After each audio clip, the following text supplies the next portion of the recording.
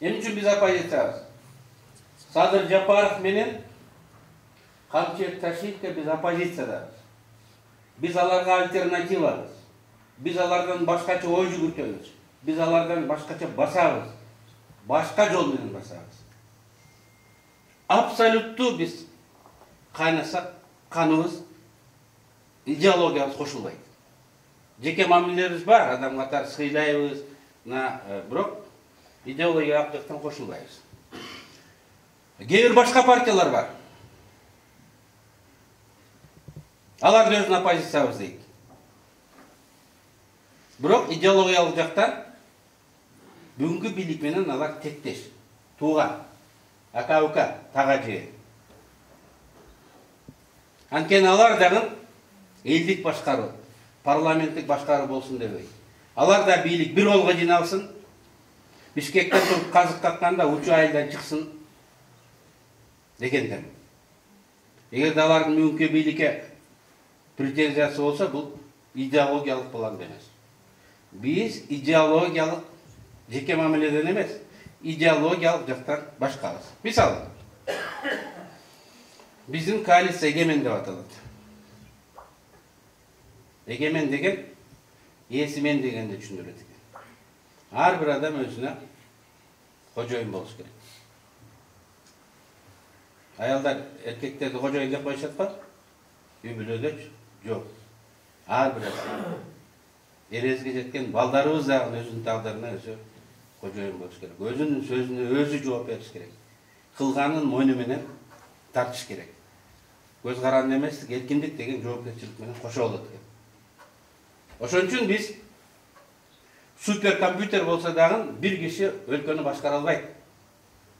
Айыл өзүн башкарсын, айыл өкмөтүн шайлап алсын. Шаар өзүн башкарсын, шаардыктар мэрин, шаар башчысын шайлап алсын. Деп 10-жылы баарынан бийликти элге таратып берди. Бүгүн баарын бир жерге жыйнап атат, бир болду. 10-жыл тескерисинче аны элге таратып берген. Туура, башында кемчиликтер болду. Айылдык кеңештин депутаттары тууганына тартып койду. Чай ичип алып, туура эмес адамды колдоп койду. Эми жогорку кеңештин депутаттары ошентип аткандан кийин айылдык депутаттар эмне кылмак? Бирок мына 2 чакырылыш өткөндөн кийин баары дордоруна келип, элдер билип калды. Тууганыңды шайлаганың менен арык чабылбай калат экен. Суу келбесе, огородуң сугарылбай калат. Багың түшүм бербей калат.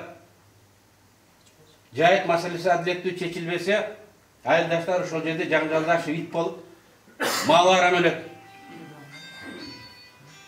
Мектеп убагында ремонт болбосо, же жылыбаса, балдар оруп, жакшы билим ала албайт деп бара-бара иш билген адамдарды айыл башчысына, шаар башчысына тандай баштаган. Тилекке каршы бүгүнкү бийлик жок. Эл чечпейт, эл билбейт, мен билем. Жогору жактан чечилет деп, жогору жакка алып коюшту. Эми эмне болот?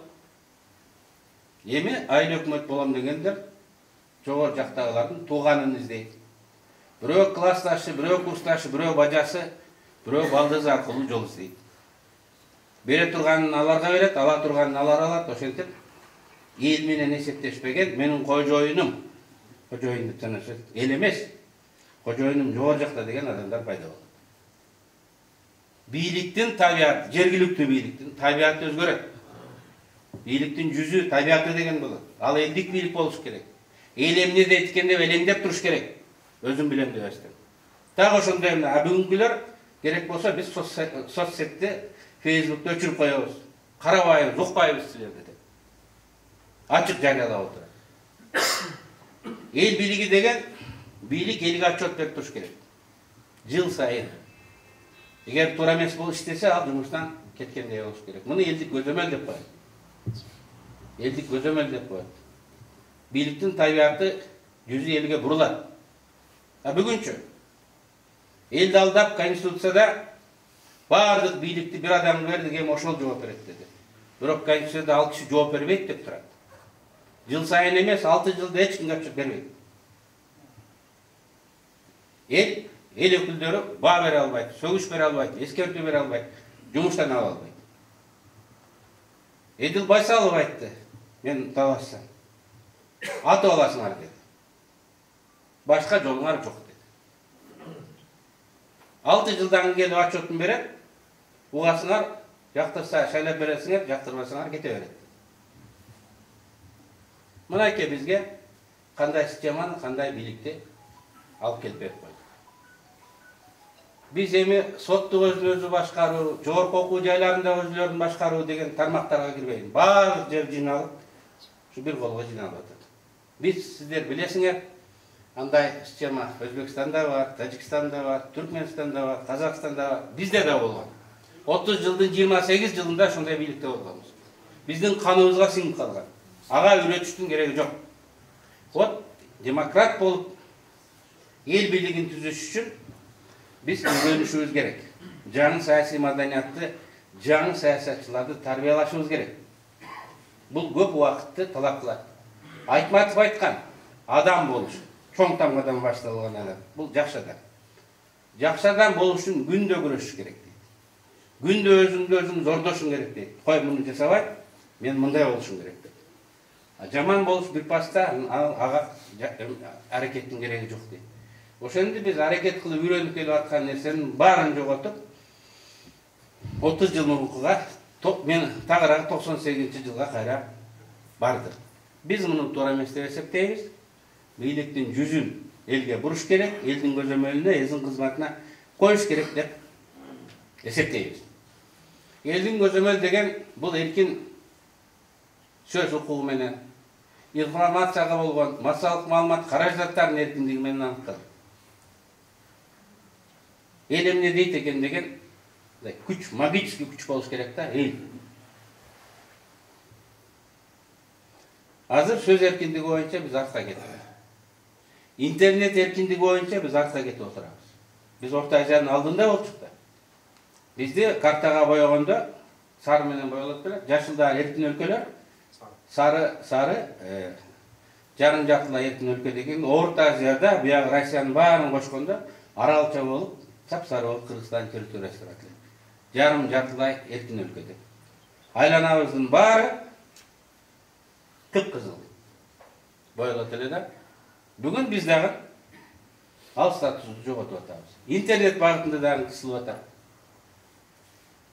Мен муну баштаганым мынакей.